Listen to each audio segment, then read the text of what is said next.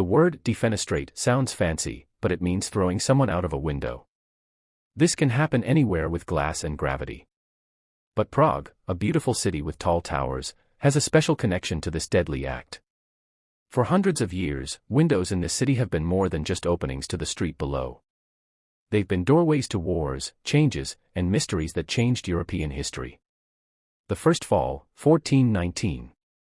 Our story starts in the early 1400s. Picture Bohemia, which was an important part of the Holy Roman Empire, but a kingdom full of religious fighting.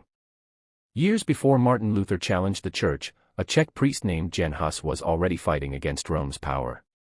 He spoke out against the sale of special papers that promised forgiveness of sins for money. He said the Bible should be read in Czech, not just in Latin. And he demanded that church leaders stop being corrupt and greedy, which upset ordinary people. These ideas spread quickly among Czech people who wanted change. But to church leaders, Hus was dangerous.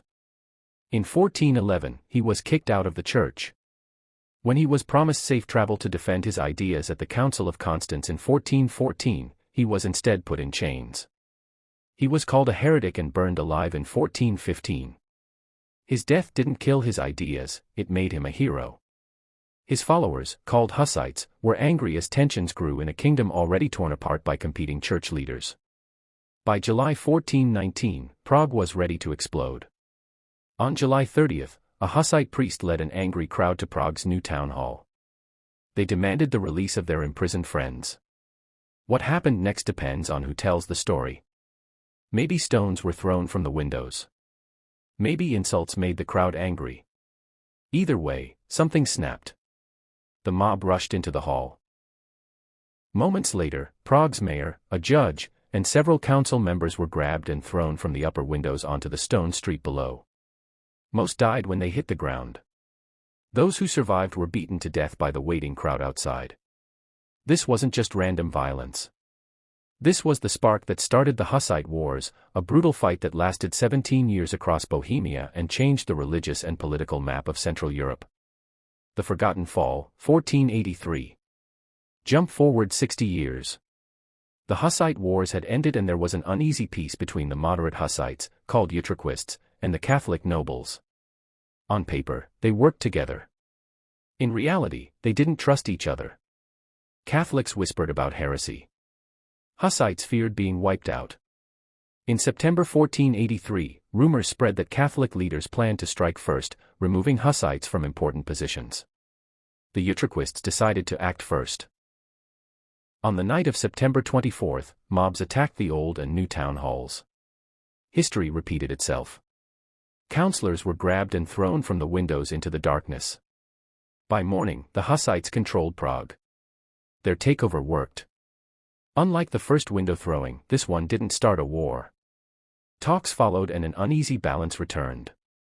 But because it didn't lead to a big war like the first one, this event is often forgotten in history books. The Fall That Shocked Europe, 1618. Now we come to the most famous window throwing of all, the one that sent shock waves across an entire continent. By the early 1600s, Europe was still dealing with the Protestant Reformation. The Kingdom of Bohemia had achieved a kind of religious balance. Protestants and Catholics shared power, their rights protected by a document called the Letter of Majesty issued in 1609. Then came Ferdinand II, a strong Catholic who became the Bohemian king in 1617. Ferdinand ignored the Letter of Majesty. Protestant churches were closed. Rights were taken away. It was tinderbox time again. On May 23, 1618, Protestant nobles marched to Prague Castle to confront two royal governors, Yaroslav Borita of Martinez and Vilém Slavata.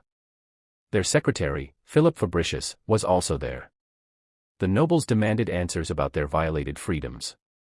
Tempers exploded. And then, as if fate had planned it, history repeated its grim dance. Martinez was grabbed, dragged to a window, and thrown headfirst into the empty air. Slavata followed, desperately clawing at the window frame until his hand was knocked loose. Fabricius, guilty only of being there, was hurled out next.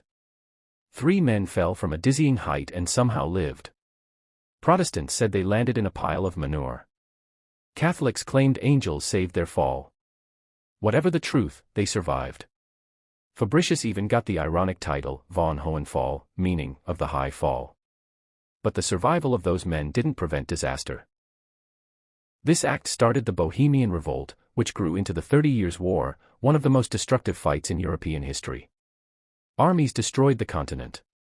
Entire regions lost their people. In terms of percentage of lives lost, it remains the deadliest war in German history. The war finally ended in 1648 with the Treaty of Westphalia. This treaty didn't just bring peace.